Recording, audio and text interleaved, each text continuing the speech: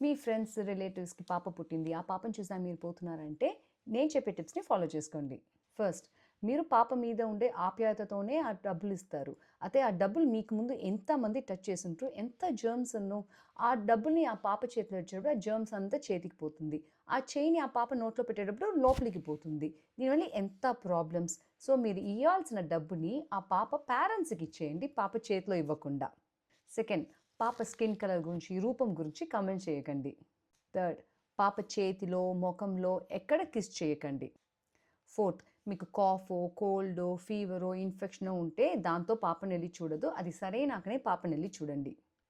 Fifth, మీరు smoke చేసేవారుగా ఉన్నారంటే పాపను చూద్దాం పోయేదా ముందు స్మోక్ చేయొద్దు. ఏందా మీరు మౌత్ ఫ్రెషనర్ వేసుకుంటే కూడా ఆ పాప ఉండే రూమ్‌లోనే మీరు ఉండి బ్రీత్ చేసేది పాపకు మంచిది కాదు. సిక్స్త్, పాప చూస్తానికి పోయేదా ముందు బాడీ స్ప్రే, పర్ఫ్యూమ్ అంతా వేసుకోవద్దు.